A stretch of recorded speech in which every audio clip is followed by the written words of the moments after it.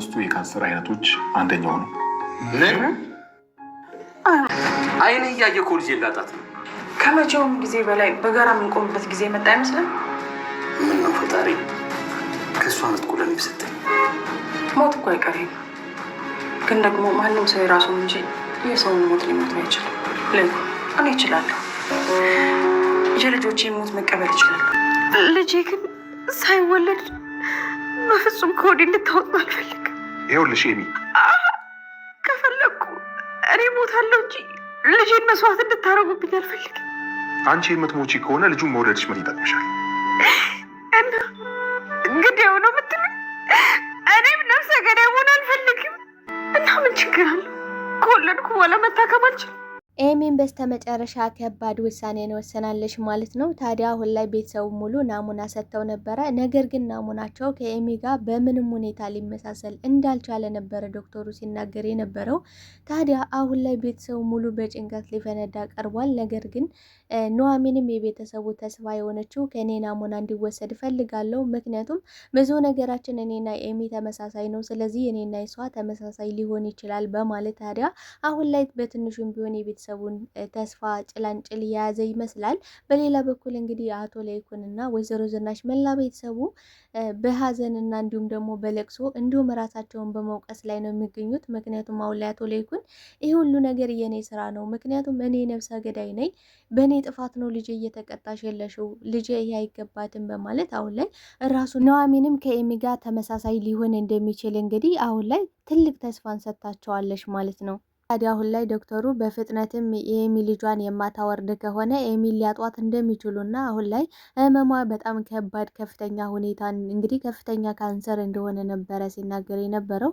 ታዲያ ኤሚን በበኩሏ ከባድ ውሳኔን ወስናለች። ይህን ነገር እኔ በፍጹም እኔ በህይወት እያለው ልጄንም አላስወረድም፣ ከዚህ በፊትም የማስወረድ ውሳኔን ብዙ ጊዜ ወስኜ ነበረ፣ ነገር ግን አሁን ላይ ገና ሳልወልደውም እየናፈቀኝ ነው በማለት እንግዲህ ከባድ ውሳኔን ወስናለች። ታዲያ ይህ ውሳኔዋ ምን ላይ ሊያደርሳት ይችላል የሚለውን ነገር የምናወራ ይሆናል። እውነት ለመናገር አሁን ላይ ኑሐሚን እያደረገች ያለችው ነገር እጅግ በጣም ለቤተሰቡ ትልቅ ተስፋና ትልቅ ሰላምን ይዞ የሚመጣ ይመስላል። እንግዲህ በሌላ በኩል አምራን ወደ ቤተሰቡ ተቀላቅላለች፣ ተመልሳለች። ተጸጽቻለሁ፣ በድሮ ማንነት የነበረ እንግዲህ ስጎዳችሁና ስበድላችሁ የኖርኩት እሱም ደግሞ አስተዳደጌ ነው ተጽዕኖ የፈጠረብኝ በማለት እንግዲህ አባቷ ሲበድላትና ሲደበድባት እንዲሁም ደግሞ እናቷን እንዳሳጣትም ጭምር በትውስታ ውስጥ በመሆን እንግዲህ በእንባና በለቅሶ ነበረች። ታዲያ አሁን ላይ ለኤሚም ናሙና እንዲወሰድ እፈልጋለሁ በማለት እንግዲህ አምራን መጣለች። ታዲያ የማንኛቸው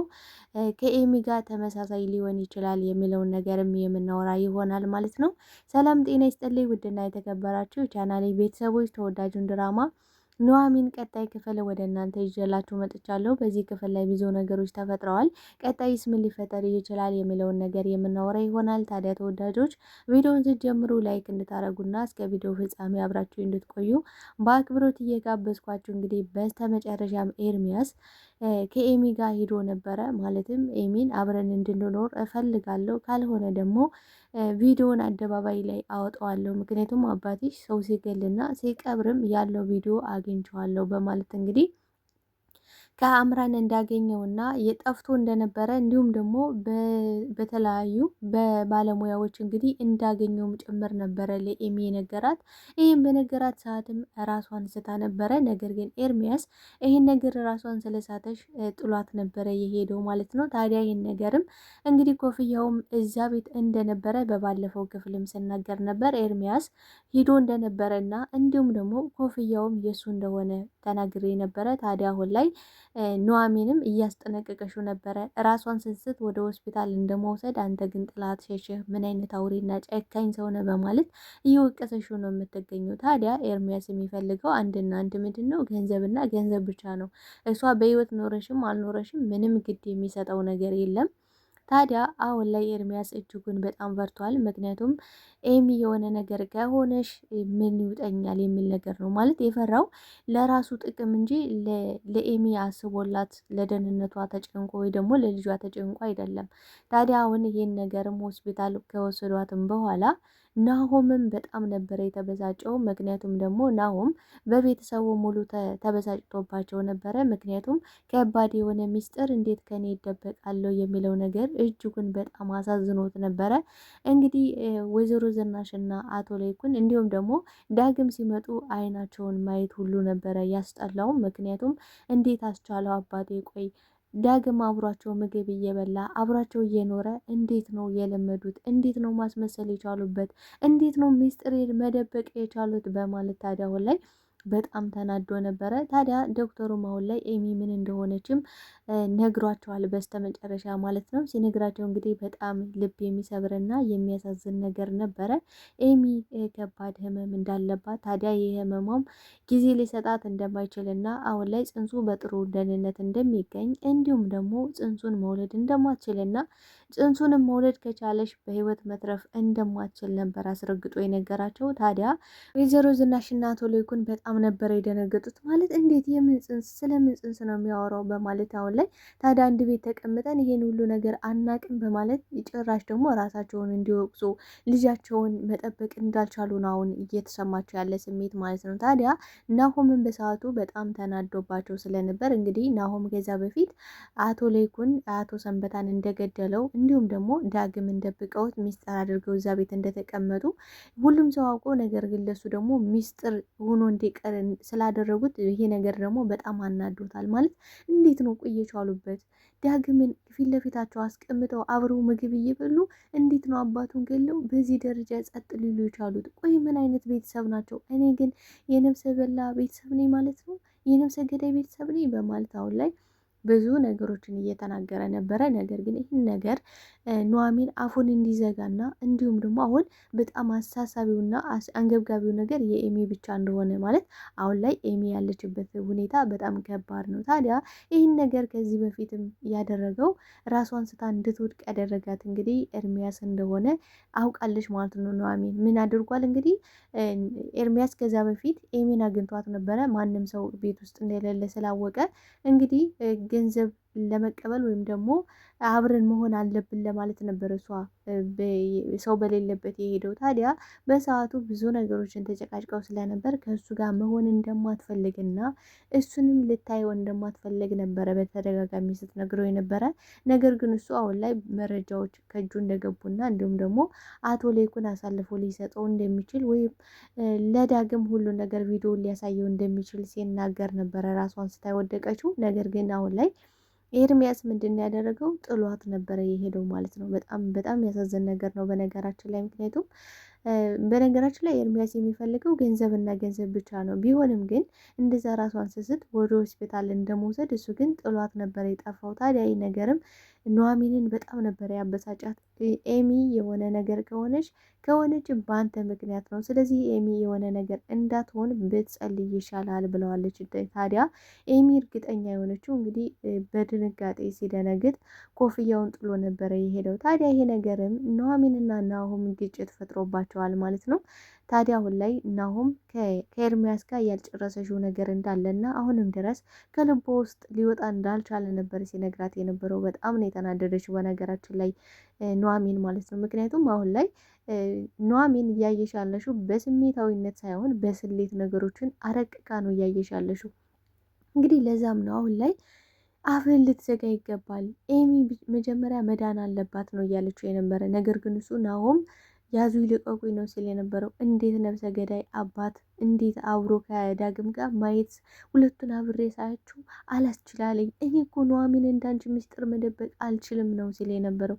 ታዲያ ዳግምም አሁን ላይ በጣም ደንግጧል። ምክንያቱም ሁኔታቸው ምንም እያማረኝ አይደለም፣ ቆይ እነዚህ ልጆች ምን ሆነዋል በማለት ወይዘሮ ዝናሽም እንግዲህ ዳግምን እየጠየቀችው ነበረ። ዳግምም ምንም የሚያውቀው ነገር እንደሌለና እንዲሁም ደግሞ ይሆን የተፈጠረ ነገር እንዳለ ግን ገብቶታል። ታዲያ ኤሚም አሁን ላይ በጥያቄ እያፋጣጠሻቸው ነው። ምክንያቱም ምንድን ነው የተፈጠረው? ቆይ እኔ ምንድን ነው የሆንኩት? ለምንድን ነው እዚህ ያስተኛችሁ? በማለት ታዲያ አሁን ላይ እየጠየቀሻቸው ነበረ እና ነገር ግን ወይዘሮ ዝናሽ ጽንሱ በጥሩ ሁኔታ እንደሚገኝና እሷም ደህና ልትሆን እንደምትችል እየነገረሻት ነበረ። ታዲያ ኤሚ አሁን ላይ የሆነ የተፈጠረ ነገር እንዳለ ገብቷታል። ምክንያቱም ልጁን እንዳረገዘችም ካወቁ በኋላ ምንም የተናገሯት ነገር ስለሌለ ያ ነገር ደግሞ ሌላ ከባድ ህመም ሊኖርባት እንደሚችል ገብቷታል ማለት ነው። ታዲያ ዶክተሩ ምንድን ያለው አሁን ላይ ኤሚ የመዳን እድሏ በጣም ትንሽ ነው። ምክንያቱም ከባድ ካንሰር ነው የያዛት። እንግዲህ 5ኛ ደረጃ ላይ የደረሰ ነው። ስለዚህ አሁን ላይ የኤሚ ተመሳሳይ ካልተገኘ ልትድን እንደማትችልና እንዲሁም ደግሞ አሁን ላይ ልጇን ማስወረድ ካልቻሉ ህመሟ በጣም እየከበደ እንደሚሄድ እንዲሁም ደግሞ የመቆየት እድሏ በጣም ጠባብና ትንሽ እንደሆነ ነው ሲናገር የነበረው። ታዲያ ምንድን ነው ያደረገው አቶ ለይኩን? እንዴ እኔ በጣም ሀብት ንብረት አለኝ፣ ስለዚህ ልጅንም እንዴትም አድርጌ ማሳከም እችላለሁ ነበር ሲል የነበረው። ነገር ግን አንድ ማወቅ ያለብን ነገር ገንዘብ፣ ሀብት ንብረት ስለሞላን ብቻ ጤናችንን በገንዘብ እንገዛዋለን ማለት አይደለም። አሁን አቶ ለይኩን በጣም ከጭንቀቱ ብዛት የተነሳ ሀብቴን ንብረቴን ለምን ሞክ አድርጌ ሁሉንም ነገር ትቼ አሳክማታለሁ፣ የፈለገውን ነገር ቢሆንም እገዛለሁ ነበር ያለ። ነገር ግን ዶክተሩ እንደዚህ አይነት ነገሮችን መግዛት በሕግ እንደሚያስቀጣና እንዲሁም ደግሞ ገንዘብ ስላላቸው ብቻ ልጃቸው ማዳንና ማትረፍ እንደማይችሉ ነው ሲናገር የነበረው። ታዲያ አሁን ላይ አቶ ሊኩን በጣም ነው ያዘነው። እውነት ለመናገር ቆይ እኔ በህይወት እያለሁ ልጄ እንደዚህ መሆን ነበረባት? እኔ ነኝ እኮ ኃጢአተኛው፣ እኔ ነኝ እኮ ነፍሰ ገዳዩ። ቆይ ግን ልጄ ለምን በዚህ ልክ ትቀጣለች? በማለት በጣም ራሱን እየወቀሰ ነው የሚገኘው። ወይዘሮ ዝናሽም እንደዚሁ እኔ ከልጆቼ በፊት እኔ ማለፍ አለብኝ፣ እኔ መሞት ነበረብኝ ለልጆቼ፣ እንዴት ነው እኔ ነኝ ነፍሰ ገዳይም ከተባልኩ እኔ ነኝ በማለት አሁን ላይ ሁላቸውም ራሳቸውን እየወቀሱ ነው የሚገኙት እውነት ለመናገር። ታዲያ ይህም ቤተሰብ ተስፋውንና እንዲሁም ደግሞ ሳቁን ሊመልሰው የሚችለው ነገር አሁን ላይ ብቸኛዋ ሰው እንግዲህ ኑሐሚን ናት ብዬ ነው የማስበው። ምክንያቱም ኑሐሚን አሁን ላይ እኔ ናሙና እንዲወሰድ እፈልጋለሁ፣ ብዙ ነገራችን እኔና ኤሚ ተመሳሳይ ነው፣ ስለዚህ እኔና እሷ አንድ ሊሆን ይችላል በምትልበት ሰዓትም በጣም ነበረ ቤተሰቡ ደስ ያለው። እንግዲህ ወይዘሮ ዝናሽ አንቺ ማለት ከሰማይ የተላክሽልን የዚህ ቤት ተስፋ ነኝ ስትላት ነበረ። ከዚህ በፊት እንግዲህ የምናስታውስ ከሆነ በባለፈው ክፍል ላይ አንቺ ማለት እኮ የዚህ ቤተሰብ ተስፋ ነሽ በማለት እንግዲህ ኑሐሚንን ስትናገራት ነበረ። እውነትም አሁን ላይ የቤት ተስፋ ሁና የመጣሽ ይመስላል። ታዲያ ይሄ ነገርም አሁን ላይ ዶክተሩ መፍጠን እንዳለባቸው፣ ጊዜ እንደሌላቸውም ጭምር የሌላም ሰው መጨመር እንዳለባቸው ነበረ ሲናገር የነበረው። ማለት ምናልባትም የኑሐሚን ተመሳሳይ ባይሆን የሌላ ሰዎችንም አጠራቅሞ ተመሳሳይ የሚሆነውን ነገር በፍጥነት መስራት እንዳለባቸው ነበረ ሲናገር የነበረው። ታዲያ አሁን ላይ አምራን ይሄን ነገር ሰምታ ስለነበረ አምራን ወደ ቤተሰቡ ተቀላቅላለች ማለት ነው። ታዲያ አሁን ላይ አምራን እውነትም ልቧ የተሰበረና እንዲሁም ደግሞ በጸጸትም የተመለሰች ትመስላለች። ታዲያ አሁን ላይ የድሮ ትውስታዋን እያስታወሰች አምራን ማንም ይፈልግሽ የለም፣ ማንም ዘመድም ወገንም የለሽም፣ የት ነሽ ብሎ የሚያቋጥርሽ የለም፣ ምክንያቱም ደግሞ የሆነው በመጥፎ ስራዬ ነው። ታዲያ እንዴት ነው እኔ ጥሩ ሰው ልሆን የምችለው? ምክንያቱም እኔ አስተዳደጌ አባቴ እየረገጠና የጥፊ ግርጫ እያለ ነው ያደግኩት፣ አባቴ እያሰቃየ ነው ያደግኩት። ታዲያ ከየት ላምጣው መልካምነትን?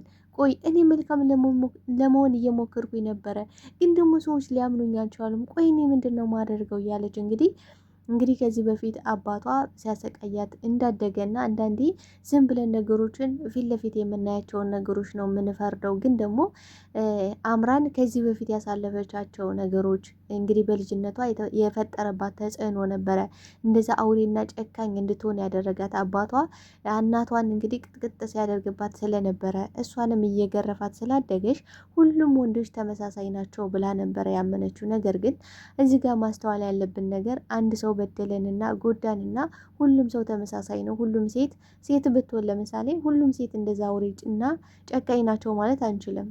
እንዲሁም ደግሞ አንዳንድ ሰዎች በፍቅረኛ ወይም ደግሞ ባለቤታቸው ሲጣሉ ሲጎዳቸው እኔ በዓለም ሁሉ ወንድ የሚባል ነገር ማየት አልፈልግም ብለው የሚደመድሙ በጣም ጠባብ ሰዎች አሉ። እና ይሄ ነገር ለእኛ ማስተዋያ ነው ብዬ ነው የማስበው። ታዲያ አሁን ላይ አምራን እኔም ለኤሚ ናሙና መስጠት እፈልጋለሁ፣ ፈቃደኛ ከሆናችሁ ከፈቀዳችሁልኝ በማለት መታለች። ታዲያ ከኑሐሚንና ከአምራን የማንኛቸው ለኤሚ ተመሳሳይ ሊሆን ይችላል ብላችሁ ታስባላችሁ? ቤተሰብ ለማንኛውም ከሁለቱም አንዳቸው ቢሆን እኔ የሁለታቸውም አንዳቸው ቢሆን በጣም ደስ ይለኛል። ዋናው ትልቁ ነገር አሁን ላይ ኤሚ ድና ቤተሰቡ ደግሞ ወደ ሳቁና ወደ ደስታው መመለስ አለበት ብዬ ያስባለሁ። እስኪ እናንተ ምን ታስባላችሁ ተወዳጆቼ?